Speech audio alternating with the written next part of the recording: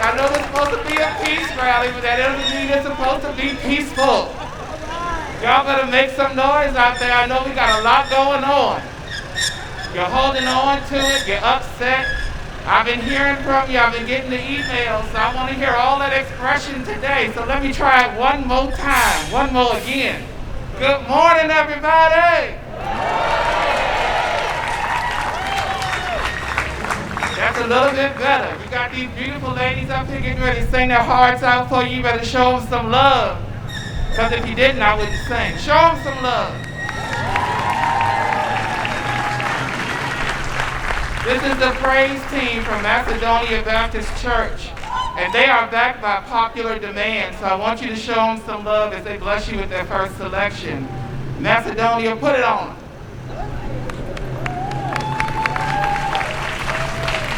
All right, everybody.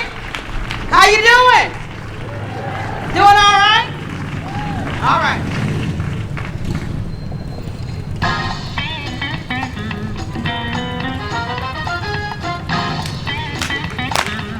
Put your hands together. Come on.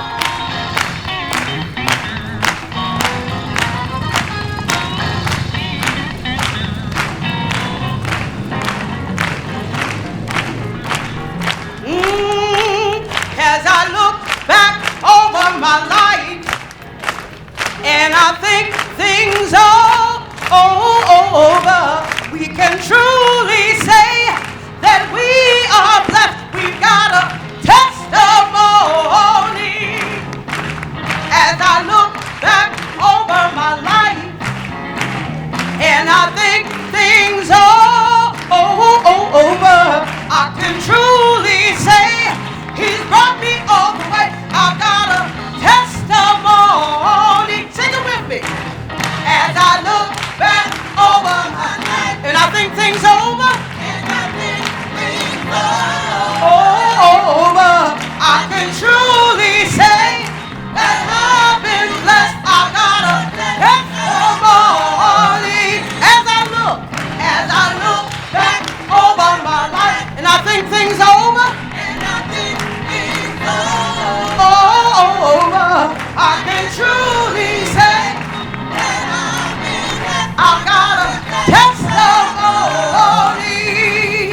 Listen to this. Sometimes I couldn't see my way through, but the Lord, He brought me out. Yeah, right now I'm free.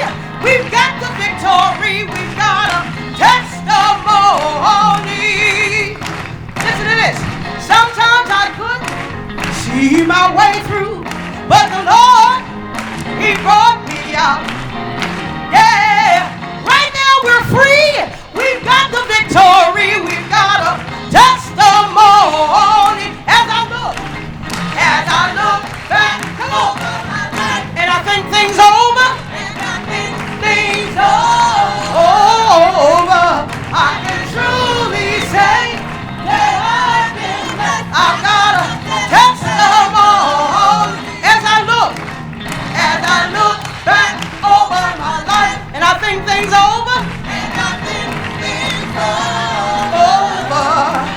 I can truly say that I've been blessed. I've got a testimony. I've got a testimony. The Lord has been good to me. One day He set me free. He picked us up and turned us around. And He planted my feet on higher ground. The Lord has been good to me. One day He set us free. He picked us up and turned us around. And He planted my feet on higher ground. I've got a, you got a, she's got a, the drummer's got it, the singer's got it, you got it, everyone's got it, the policeman got it, the deputy's got it, the government's got it.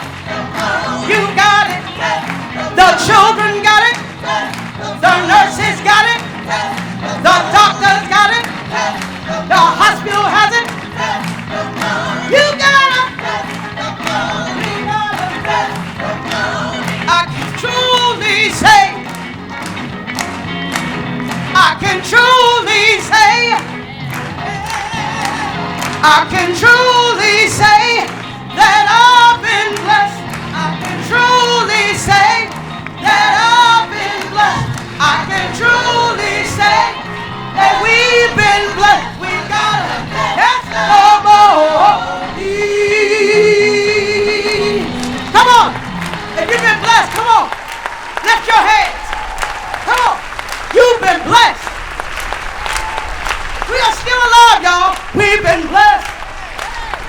We're standing here today because we've been blessed. Come on, sir.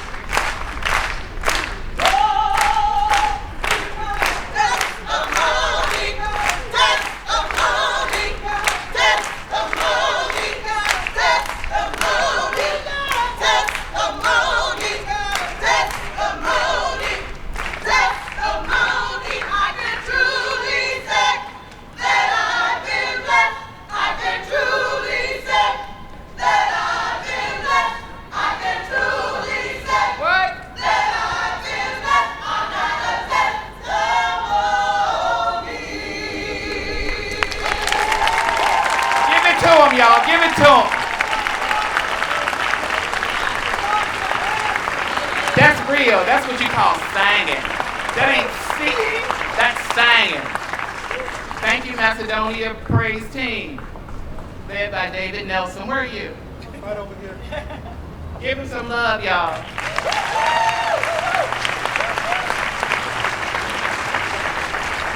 I want to thank you all for coming out today. First, let me say I got to put my public health hat on. If you are not socially distanced, can you please spread out some? If you do not have a mask of your own, we did have some made. They say I can't breathe. And the secretary of the Black Employees Council, Jamie, has some in her hand. So please see her if you need one. That's my public service announcement for today. Okay. My name is Morel White. I'm the president of the Black Employees Council.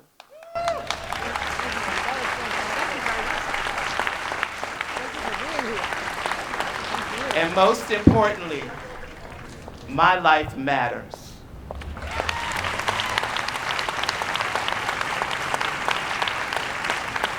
And every person out here, your life matters.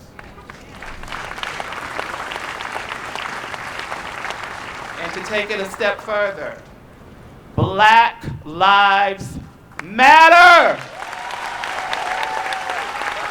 You feel me? Black lives matter. I'm saying it today.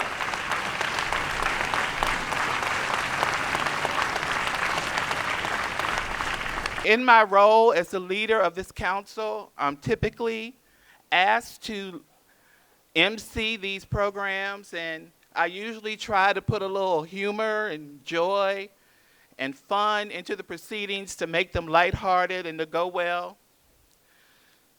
Today I don't feel funny. There's really nothing to laugh about. We have something very serious going on in this country. And though Juneteenth is considered a celebration of sorts, with what's going on right now, it feels very difficult to celebrate. Our sisters and brothers are being killed and slaughtered. I have to be honest. Ever since I saw those images of George Floyd on my own television, there's not been one night I have slept well. And this weekend, I can't help but wonder how his family, Rashard Brooks' family, their children will feel on Father's Day. Think about that for a minute.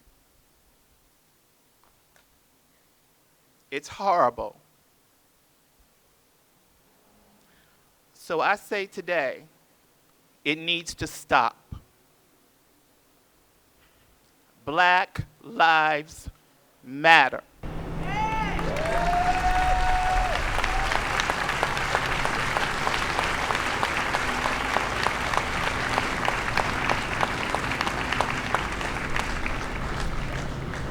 On July 4th, 1776, the 13 colonies claimed their independence from England, an event which eventually led to the formation of the United States. Each year on the 4th of July, also known as Independence Day, Americans celebrate the historic event. Juneteenth, 90 years later, declared 90 years later, celebrates the anniversary of the day in 1865 when a general read out Abraham Lincoln's Emancipation Proclamation in Texas, freeing slaves in a portion of the last unemancipated state. So many people consider Juneteenth to be the Independence Day for black people. But when you look at what's going on currently, we ain't free. You feel me? We ain't free.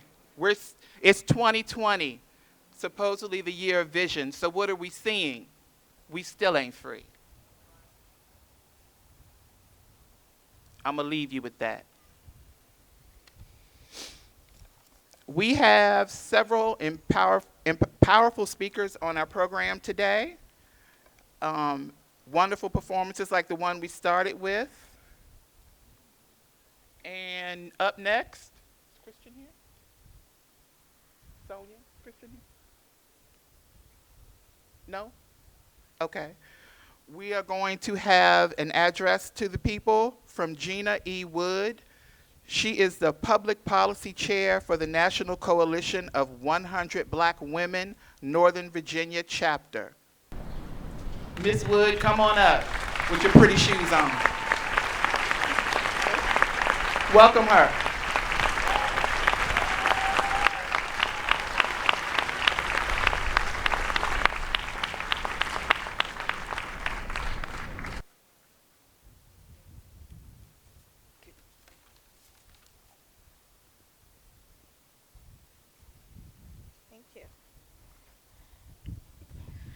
Well, good morning, everyone. What a beautiful sight to see. First, I want to give thanks to the Arlington County Black Government employees for your invitation.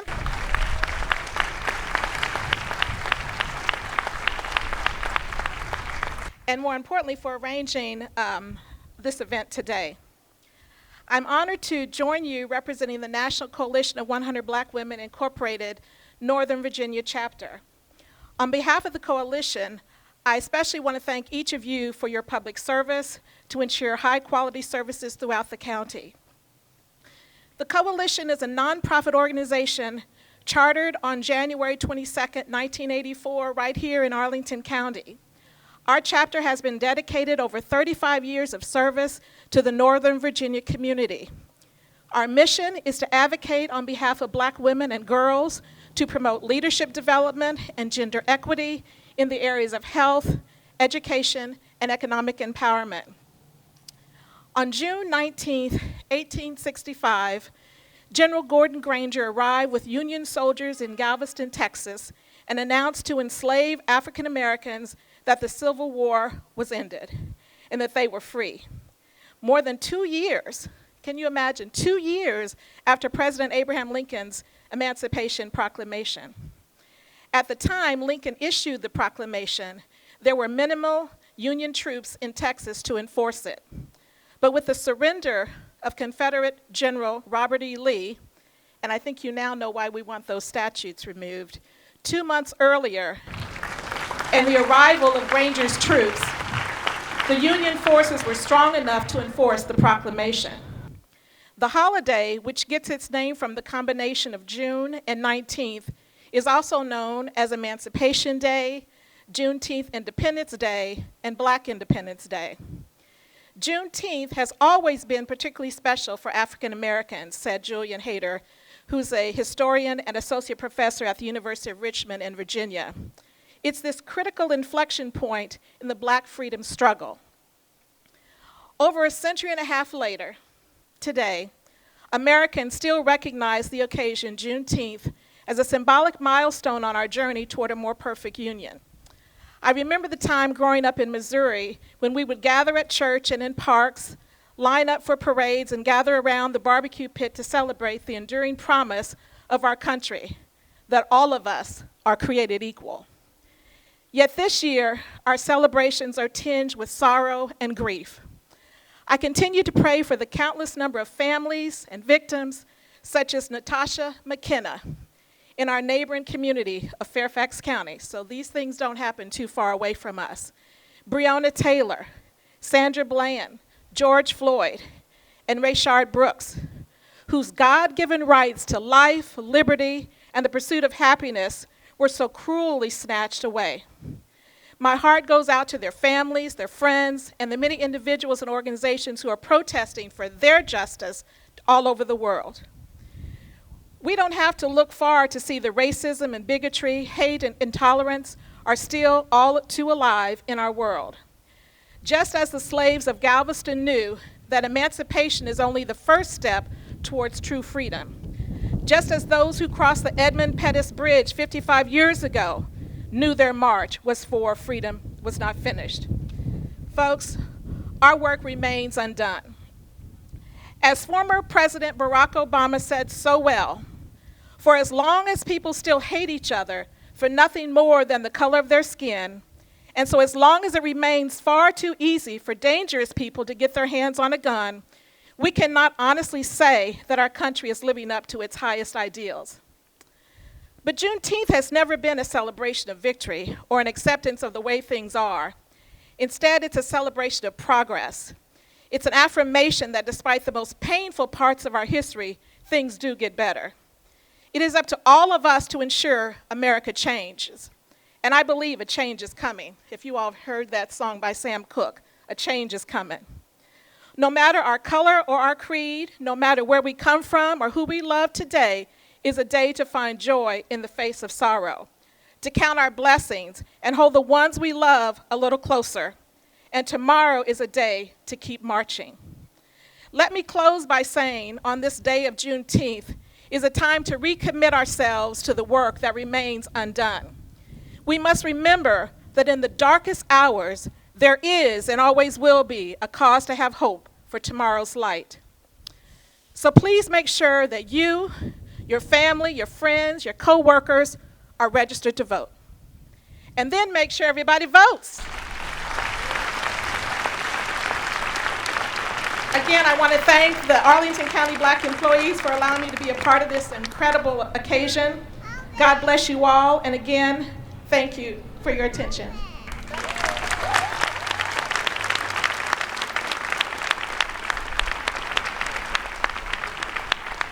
Let's give it up for Gina E. Wood. Awesome. Thank you.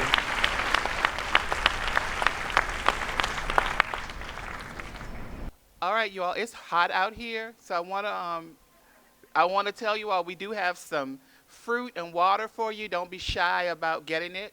It's the weekend. We don't want a lot of leftover. So please, I know we're social distancing, but feel free to go up and grab some hydration or a snack whenever you need it. Coming up next, we have someone who is very supportive of this cause and that we appreciate being here today. He's a member of the county board. Welcome, Honorable Christian Dorsey.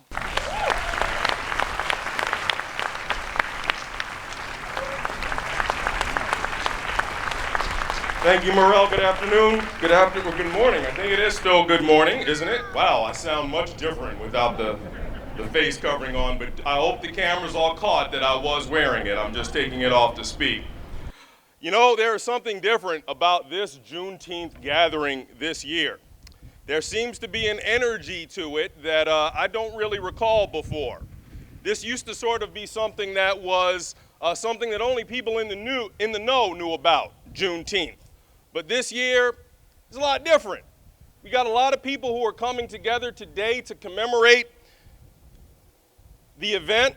We've also got a lot of people coming together to call for state or national holidays for Juneteenth. I like the energy. I think it's terrific. And you know what? Just like many things in America, it fits very neatly with a narrative that in just a couple of weeks will call on us all to celebrate through a holiday this country's independence and the birth of this nation.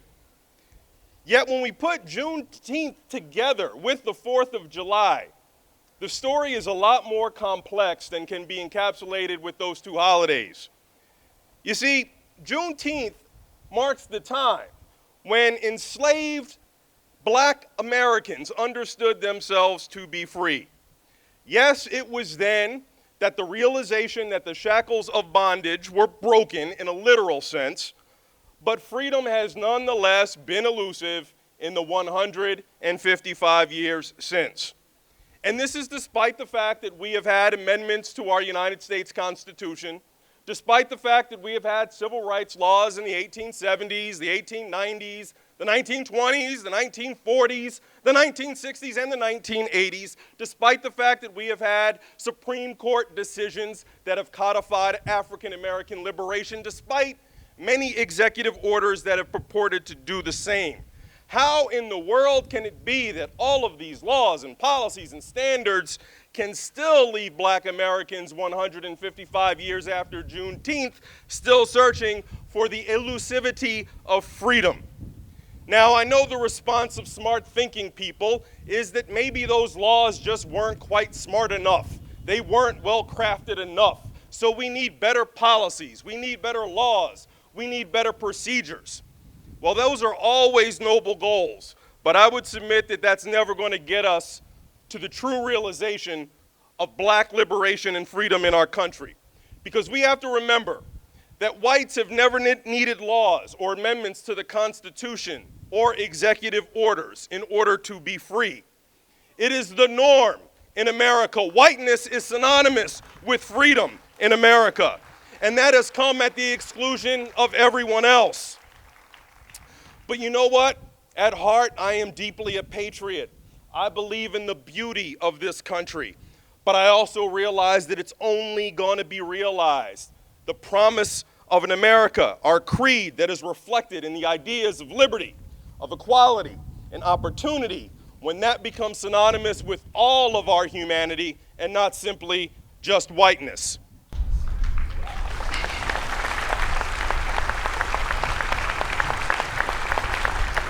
And you all know this to be true fundamentally.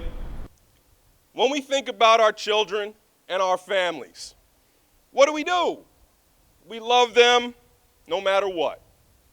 We love them whether they please us or not, whether they challenge us or whether they willingly comply. That's the way we think about our children and our families, unconditional love. But think about your friends for a minute. You may love them, but it comes with terms and conditions. That's the way America has dealt with people who are not white. Terms and conditions. We leave it up to the majority to decide how and if the American creed is going to be applied to them. And in order to stop that once and for all, to get off this hamster wheel of doing the same thing over and over again, it requires us to do something differently. And you know what? It's hard. It's not easy. It's going to require that white Americans accept their responsibility to reject the privilege that has been conveyed to them that gives them the best of what America and society has to offer while denying it to everyone else.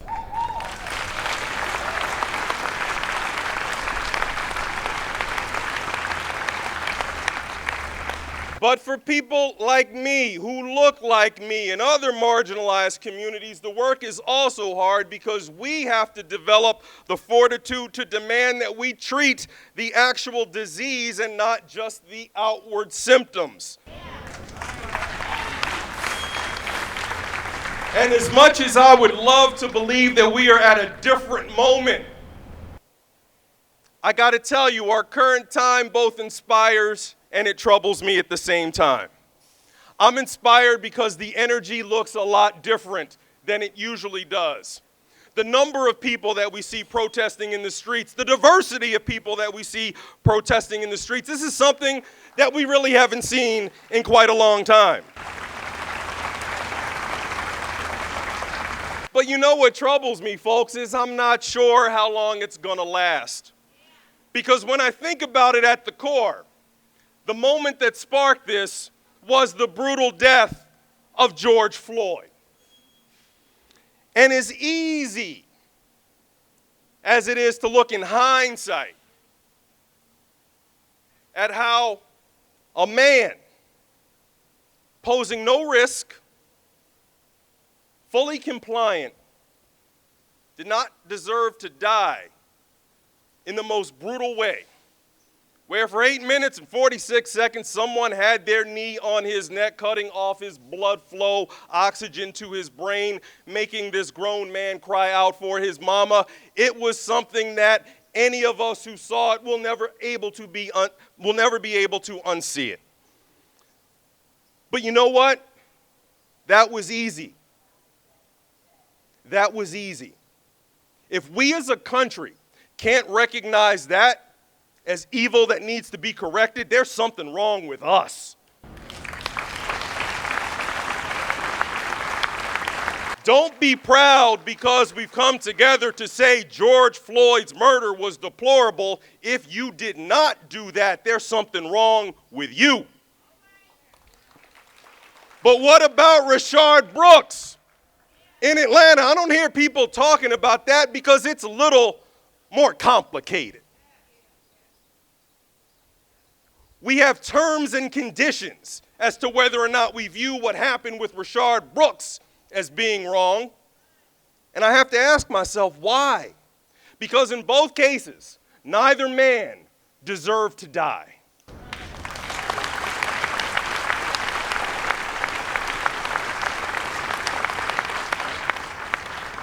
And what troubles me about this time is that we do this all the time in America.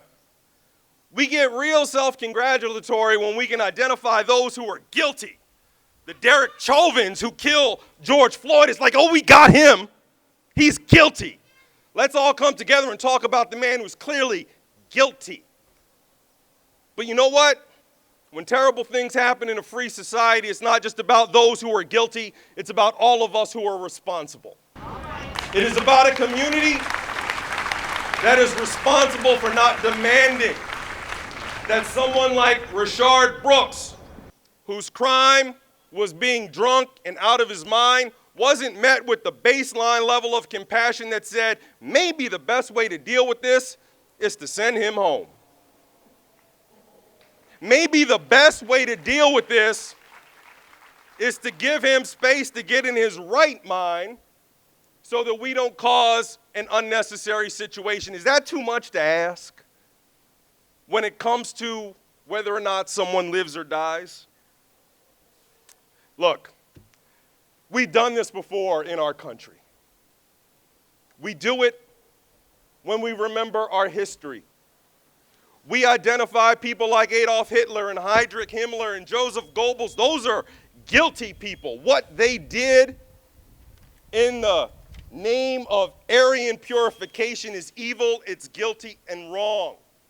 Yet how many of us look inward at the state-sanctioned efforts at sterilizing black and brown women and conducting syphilis experiments without informing black men during the same exact time period? How many of us call that out as evil as well?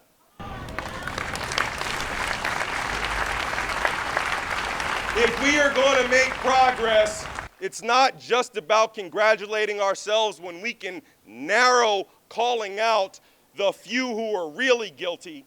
It's about calling out and holding ourselves accountable because we are all responsible. So, my ask to all of you today, make this be different. Let's not have this just be an episode that lasts for a little while, where we feel good about our relative humanity because we are not depraved enough to sanction what Derek Chauvin did. But let this be a transformative time where we accept our responsibility to do what is hard, and that is to get at the root of an America that does not convey all of its best to all of its people. That is what we need to solve, and hopefully you all will be committed to doing that work no matter how long it takes and no matter how hard it is. Thank you all very much for the opportunity this morning.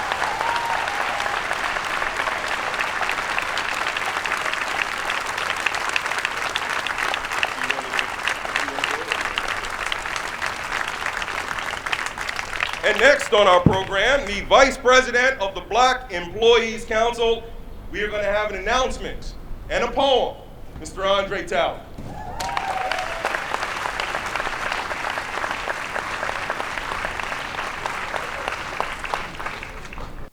All right, my name is Andre Talley, and I am the Vice President of the Employees Council, as you heard. In the Black Employee Council, you said what color? I said the Black Employee. I'm sorry. Thank you. Can you hear me now? All right. Because of our current tragic events that had us witnessing the murder of George Floyd on television and on our devices across the world, we have all been affected in some way. The knee that was placed on Mr. Floyd's neck to restrict his breathing is more than a metaphor now, because we have actually witnessed that image, and it's ingrained in our minds forever. We send our condolences to Mr. Floyd's family and to all the black families that have been victimized recently and in the past. To do our part to make a positive difference here in Arlington, the BEC has decided that it is necessary to create a racial injustice subcommittee. I was asked to co-chair the subcommittee along with William Flagner, the Public Safety, Communications, and Emergency Management Deputy Director, who is not here right now because he's attending a COVID event. So far, we have recruited Battalion Chief Tiffany Wesley from the Fire Department to be a member of our committee, and we will be seeking out 3 more members. I want to thank both William and Tiffany for their courage and commitment in public safety and racial justice. These are true leaders. For some of you, Arlington is a great place to live and work. For others, it has not been so great. We want to make sure that we all are being treated fairly and that we are all provided the same level of support and opportunities from our leaders to be successful. With that said, I will now recite a poem that I wrote called Change is Here. If you give us no justice, there'll be no peace. The anger inside us, we must release. Please hear me out, because this is how my brothers and sisters are feeling. We're tired of being the victims of racism and senseless killings. I know what you're probably thinking. Yeah, blacks kill blacks. But that's just evidence that the Willie Lynch letter is still in effect. We're tired of being hunted down in our homes and in our streets. Please take heed of what I'm saying, because what you sow, you may one day reap. This is not a threat, as we have not reached that stage yet. But if we see one more brother on TV dying from a gunshot in the back or a knee in his neck,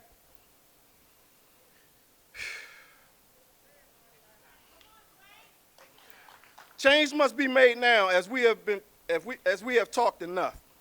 We want action now because we're tired of this racist stuff. For centuries, the world has been taught that blacks are violent, lazy, angry, and dumb, while systems has been rigged against us and got us fighting for crumbs. We built this country with our bare hands as slaves while shackled and forced to work for free. And Colin Kaepernick lost millions of dollars and his career for just taking a knee. We pay the same taxes that everyone else pays, so where are our privileges? We even pay for bad apples to harass and kill us. Are you hearing this? I know that all police are not bad, because I personally know some of them. But when the bad apples get out of line, you good cops need to rein them in. We are the leaders we've been looking for, so this I know for sure. If we collectively decide to push racism aside like the eagle, this country will soar.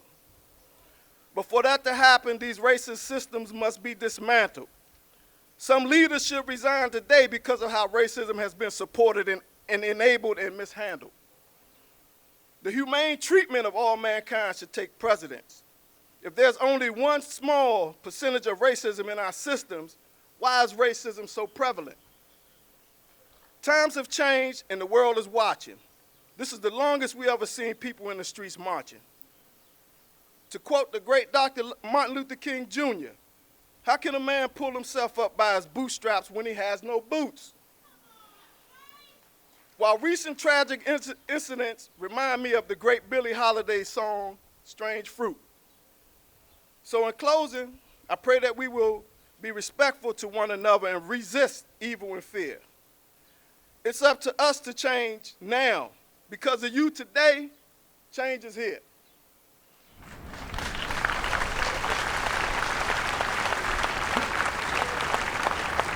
I just want to say thank you to everybody for coming out.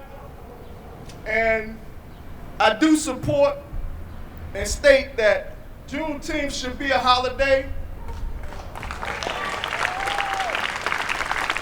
That's the day we was free.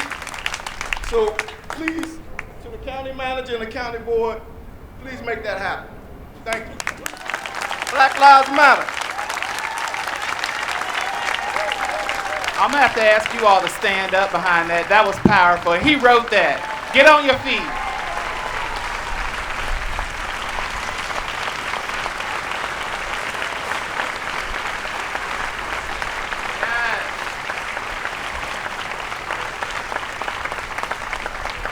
Wow. Go on, Andre. We should have been snapping on that. All right. Our opening selection by Macedonia this morning was what? But what was the song? I Have a Testimony.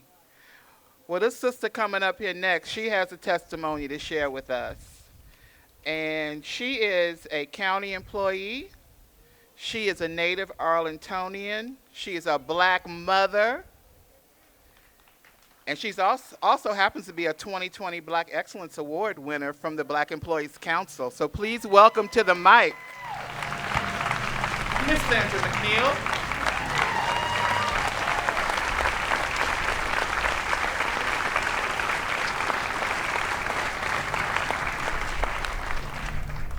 Good afternoon, everyone.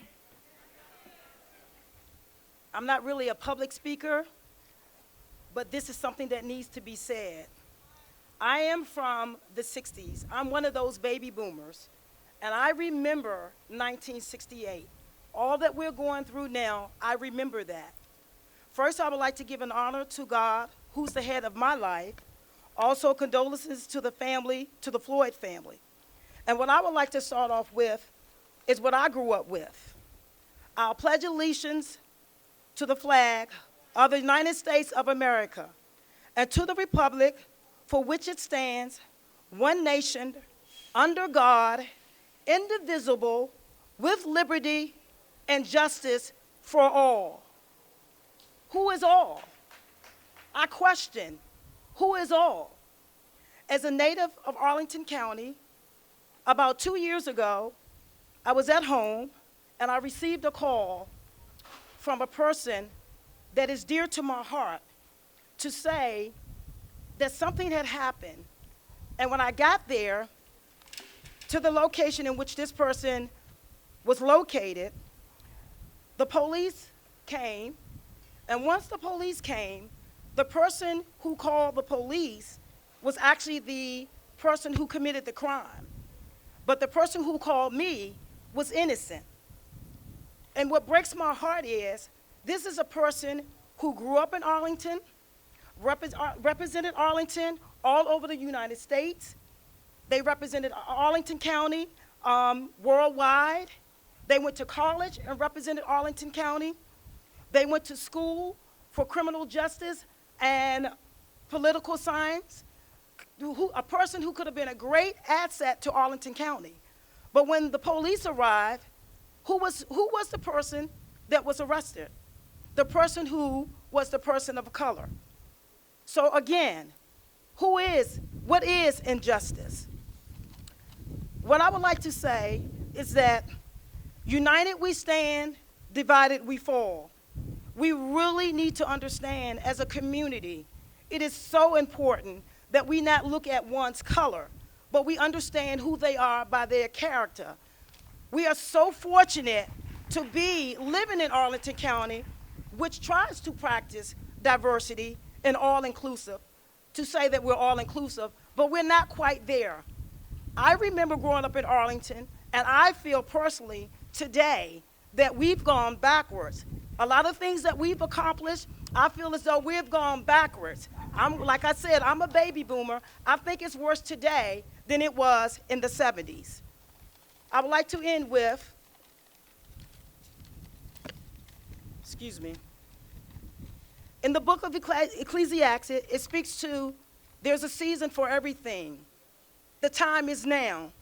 Say their names: George Floyd, Ahmaud Arbery, Breonna Taylor.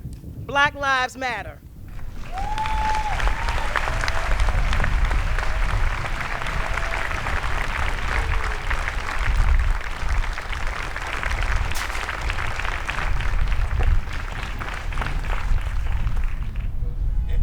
I'm sorry, y'all. My son got me all messed up. I'm getting ready to introduce my son, Jordan Talley. He's getting ready to sing a song to y'all to make us feel good. The song is Change Gonna Come. Come on up, Jordan.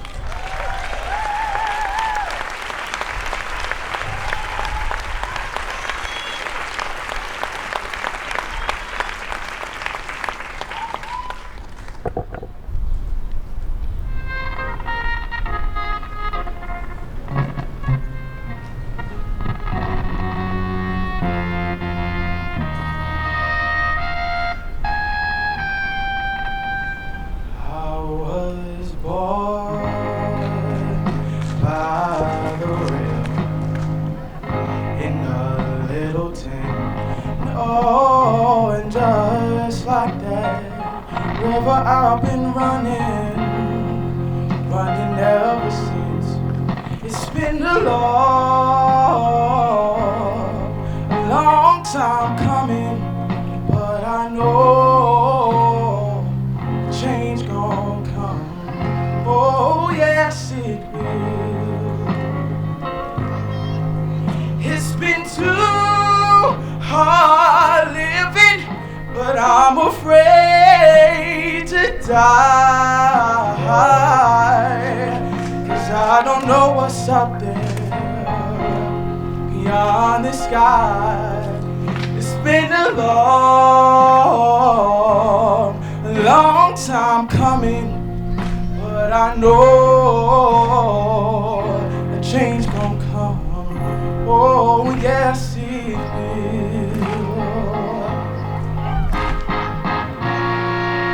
And I go to my brother. I say, brother, help me please.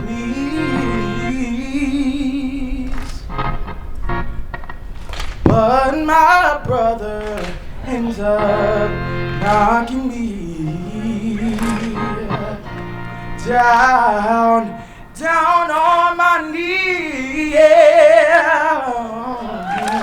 It's been times that I thought I wouldn't last this long, but now I know I can carry on. It's been a long time coming, but I know the change gon' come. Oh, yes it will.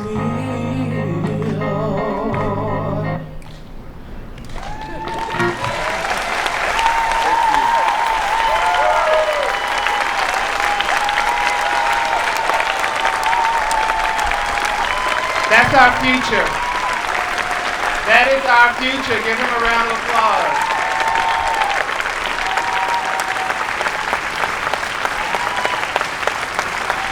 That's Mr. Jordan Talley, son of our Vice President Andre Talley and Karen Talley, who works here at Bosman. Yes, true talent. And Macedonia will tell you, it's hard to stay on key when the music messing up, right? He did that.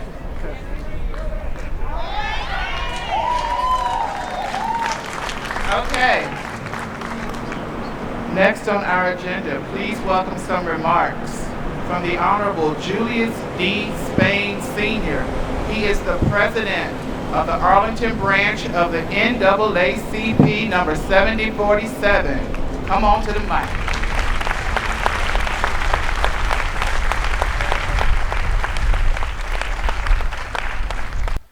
Good afternoon, everyone. I'm not sure about that honorable piece, but I'll take it. I'm just going to be with you for a few moments because I know we're behind schedule to bring some remarks on behalf of the NAACP, the nation's oldest civil rights organization that's been around for 110 years.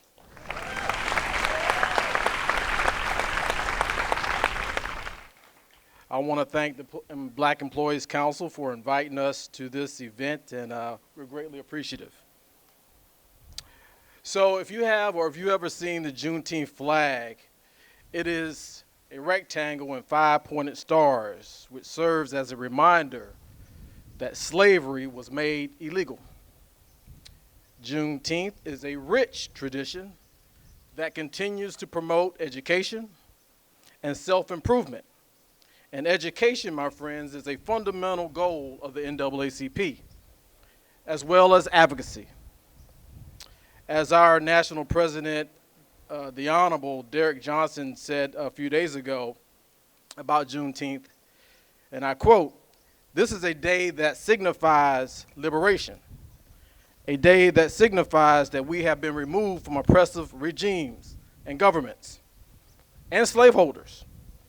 It is something that we can all appreciate because in this land of the free, as it is called, we should all celebrate freedom," end quote. However, I come here today as just one of many leaders of the NAACP to ask you a question. Are you free? Are we free? Are we truly free from an oppressive state when our black and brown men and women are being gunned down by police officers?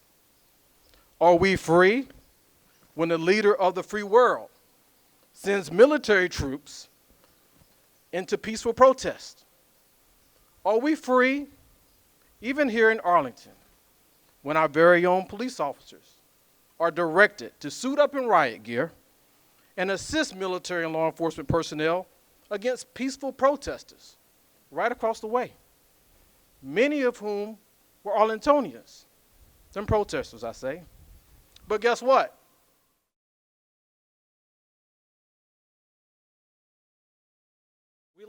We watch Philando Castile try to show his concealed weapon documents.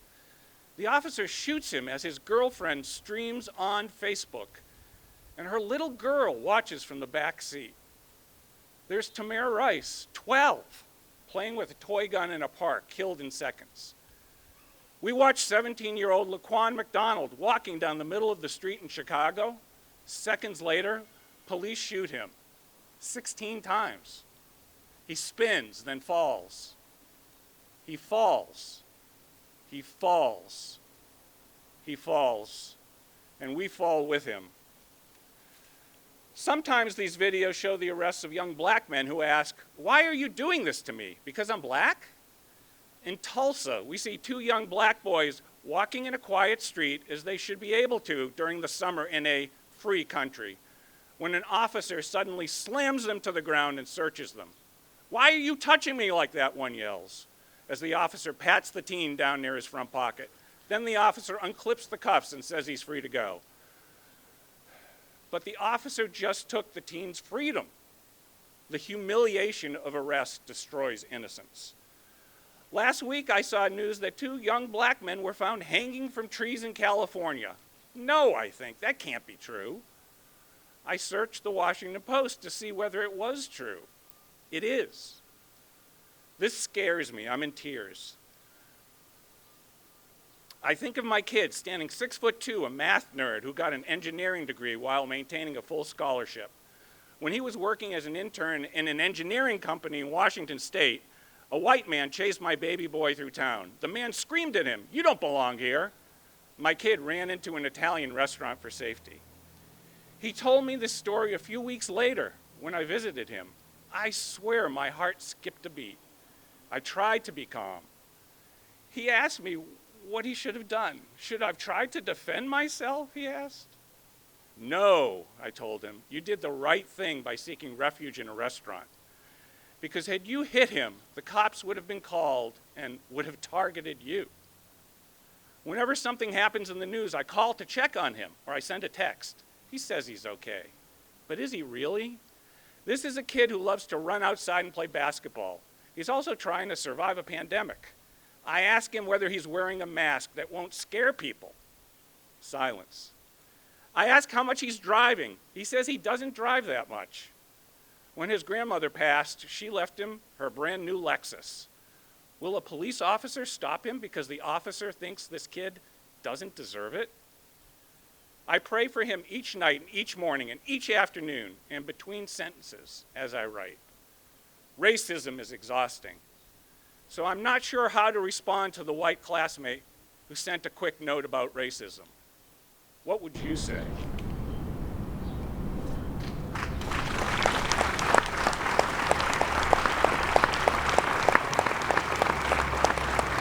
Thank you, Mark Schwartz. All right, up next we have our George Floyd tribute. So I'm going to call up Gary Green. He is the Construction Codes Manager for CPHD. Please welcome him. Hello, everyone. Hope you can hear me. We're going to be brief. I've got some drummers for our culture. Drums are life. And this is just a memorial that each of you can participate in. Can you guys hear me okay? It doesn't require you to sing. It doesn't require you to do anything but be present. And what I'm going to ask the drummers to do is begin to just mimic the heartbeat of George Floyd. A heartbeat that was snuffed out at the hands of prematurely. Life was probably not a thing that drew much attention, but his death has started a movement. And so I'm going to stop talking so that you can hear what a heartbeat feels like for almost 6 minutes, and then what life sounds like when it ends.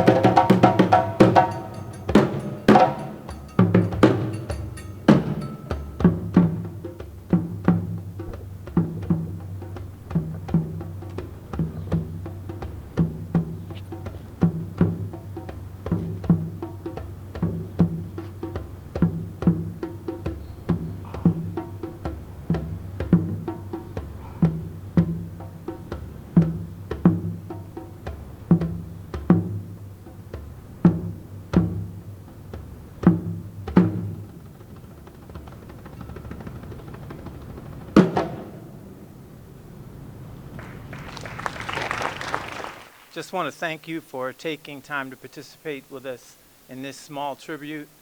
I'm going to challenge you to do something that will help you to feel that moment a little deeper than we were able to do today. And that is just whatever it is you do later on today, channel out 8 minutes and 46 seconds and try and do anything for that long, standing in one space, and see what the challenge is. Thank you so much. Let's give a round of applause for that moving tribute.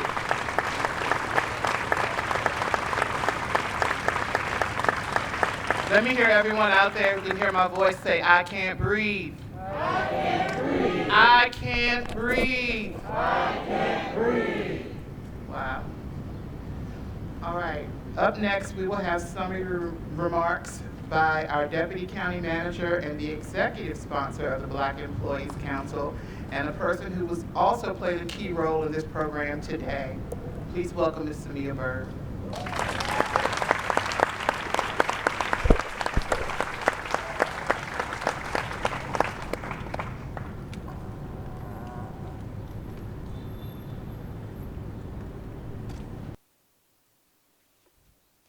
God of our weary years, God of our silent tears, thou who hast brought us this far on the way, thou who has by thy might led us into the light, keep us forever in the path we pray. This is the beginning of the third stanza of Lift Every Voice and Sing, a poem written by James Weldon Johnson and later set to music by his brother, John Rosamond Johnson. Often referred to as the Black National Anthem, it affirms Black people's journey, existence, and fight for freedom. The words weary and tears are used more than once in the anthem. It describes well the experience of Black people then and resonates now. From 1619 to 1863, 1863 to 1865, and from 1865 to today, in every landmark event, legislative change, and seeming turning point in our history, always moving things forward, but not far enough. This stanza reminds us that through more than 400 years, we have come, and we are still showing up, standing up, present, and have a presence. For Black people, steadfastness and perseverance is our legacy, and we are not to be weary in well-doing. We stand on the faith and hope of our ancestors and those who have and continue to lose their lives because of the color of their skin and the institution of racism. We have come too far to give up, even in looking ahead and knowing there is still farther to go. Keep showing up, standing up, being present, and making your presence known as you complete your assignment and fulfill your purpose. Remember who you are, whose you are, and why you are here, and the resilience which is our heritage, even in weariness and tears. There is purpose in our presence, our work. So stand tall in the light and stay the course. The breath lost by George Floyd reminds us to breathe, the importance of every breath and taking a breath. Our breath is precious and not to be wasted. While we may lament with each breath in, gather yourself, release and move forward with remembrance and rejoicing. Our labor is not, never has been, and never will be in vain. We must continue to run with an enduring faith, using every breath we have to propel us forward. And then knowing that we have come through weariness and tears, that we continue the journey of public service we committed to. Celebrate and rejoice on this day marking freedom. Our ancestors did. Let's not forget, George Floyd couldn't breathe, but today you can. So on this Juneteenth Freedom Day, my question to each of you is, what will you do with your breath? Yes, collectively, we are called to action, but the response is individual and starts with you. So again, I ask you, what will you do with your breath? How will you lift your voice and sing?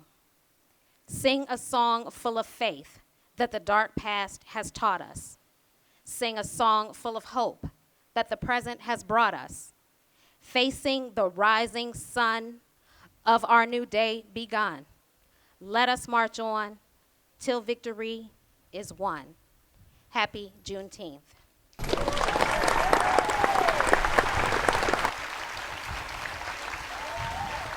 And in closing, I would like to ask Reverend Danielle Bridgeforth, the pastor of Church at Clarendon, to render a closing prayer for us.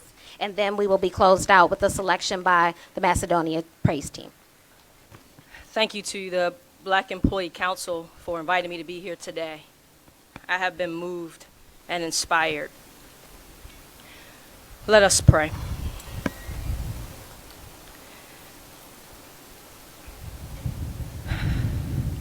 God, you alone are omniscient, omnipotent, and everywhere at the same time. We thank you now, God, for life. We thank you for your life, which you breathed into humanity. Thank you that the record states that all of us are indeed created in your image. Therefore, we have dignity and sovereignty. And so today, God, we have come to pay homage to our past, to honor our present, and to affirm our hope in our future. So thank you for who you are and for who you have been and who you will be. Thank you for all we have seen, felt, and experienced this day. And in the midst of the storm and the sadness, the difficulty and the challenge, God, we declare that we are indeed victorious and we are more than conquerors because you love us. God, we ask that you would help us, heal us, strengthen us, uplift us, guide us, and bless us. We need you to break down the barriers of violence and oppression, police brutality, inequality, hopelessness, and give us peace and power and the ability to persevere. God, be merciful to us and bless us and cause your face to shine upon us, that your way may be known on earth, your salvation among all nations and all people. Let the people praise you, O God. Let all the people praise you. Amen.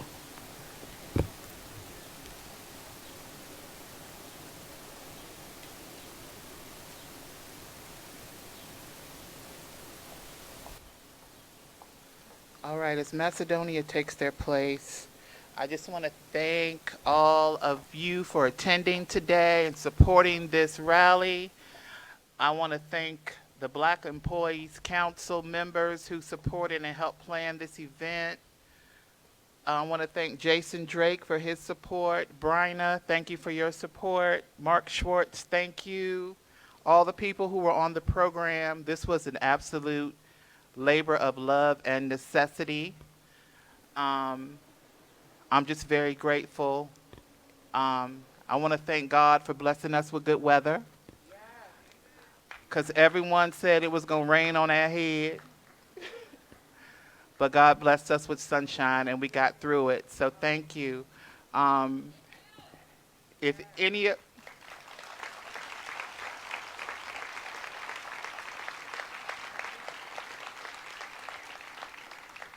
of you want to reach out to the Black Employees Council, our email is bec@arlingtonva.us, or you can see me or Andre, Miranda, Sonia, Samia, Jamie, any of us after the program. We'll be milling around or cleaning up or something. But we're always open to receive you from a social distance right now. But we thank you again.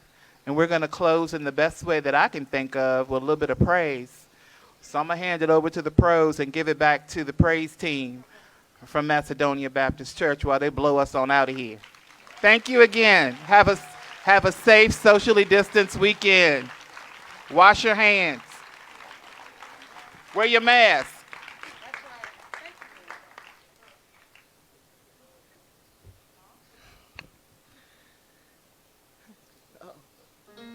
and grab water and oranges on your way out. All right. How many soldiers do we have out tonight?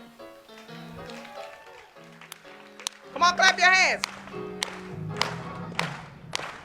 I'm a soldier on the battlefield and I'm fighting. I promised him I would serve him until I die, and I'm fighting. I've been up and I've been down, never turned around, and I'm fighting. I've had heartache and pain, sunshine and rain, and I'm fighting.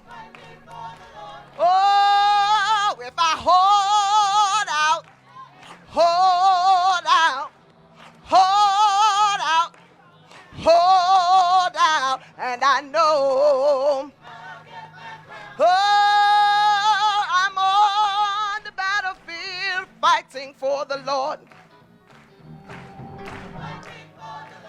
Oh, I've had heartache and pain, sunshine and rain, and I'm fighting. I've been up and I've been down, never turned around, and I'm fighting. Oh, I promised him I would serve him until I die, and I'm fighting. Oh, if I hold out, hold out, hold out, hold out. Sing it with me, y'all. Hold out, hold out, hold out, hold out, hold out, hold out, hold out, hold out, hold out, hold out, and I know. Come on, y'all, keep on clapping. Come on. We want y'all to continue to say that Black Lives Matter. All right? Now we're getting ready to go to a part. Y'all can sing with us if you want to. It just says this. Ready, y'all? I'm on. I'm on. I'm on. I'm on. I need you to be on. I need you to be on. Come on, clap your hands. You gotta keep on fighting. Keep on fighting. Ah, yeah, I'm fighting. Oh, I'm fighting. Come on, I am fighting. I need you to fight on. I need you to fight on. Oh, I'm on. I'm on. I'm on.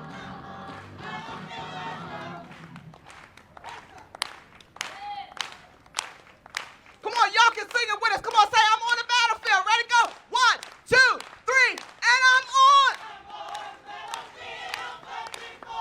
Come on, y'all sing. Y'all can sing. We need you to fight on.